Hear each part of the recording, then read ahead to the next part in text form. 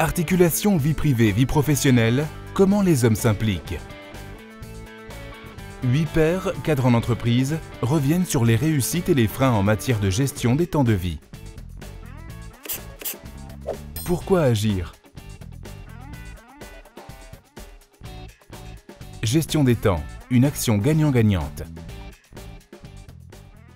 L'intérêt d'une entreprise comme Dell de travailler sur cet aspect d'équilibre entre la vie professionnelle et la vie personnelle, c'est de s'assurer qu'on puisse le plus possible contribuer à une sorte d'harmonie personnelle, d'harmonie au sein des équipes, d'enlever un maximum de stress inutile. Moi j'ai vraiment la conviction qu'on est d'autant plus performant au travail qu'on y arrive sans avoir des problèmes familiaux, des problèmes personnels qui sont mal pris en compte parce qu'on n'a pas suffisamment eu le temps de les prendre en compte. Et puis je crois qu'aussi c'est une question d'époque, tout simplement. On a envie moi j'ai envie d'avoir une vraie vie de famille, d'assumer mon rôle de père, et puis en même temps, je suis motivé pour faire avancer mes projets, pour m'impliquer dans les nouveaux défis qu'on a dans l'entreprise, pour travailler en équipe avec mes collègues, pour être là, etc. Forcément, c'est du plus, et on le voit bien sur plusieurs éléments qui sont liés à la gestion de nos collaborateurs. On a beaucoup moins d'absentéisme, on a une rétention de nos collaborateurs également très importante, et puis de façon générale un feedback des équipes qui est plutôt bon. Mais on pense que si on veut conserver les nouveaux talents qui vont venir, ça fait partie des choses qui sont importantes. Et donc c'est un argument qui a commencé à porter.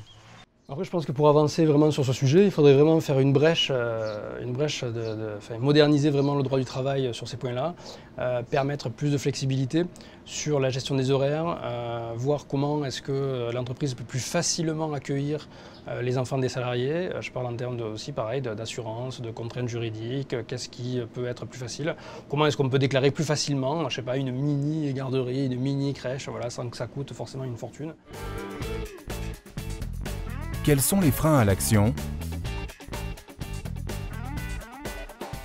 On se heurte à des problèmes légaux, à des problèmes d'assurance, à des problèmes liés au droit du travail. Donc typiquement le fait de pouvoir quitter l'entreprise pour aller à un rendez-vous, chercher ses enfants ou quelque chose, en termes de responsabilité, c'est important de, par exemple, faire signer un papier au salarié qui s'en va. Bon, c'est une certaine lourdeur, et puis il y a un côté assez formel à mettre en œuvre. Alors quels sont les freins à ce que les entreprises n'ouvrent pas ce sujet-là?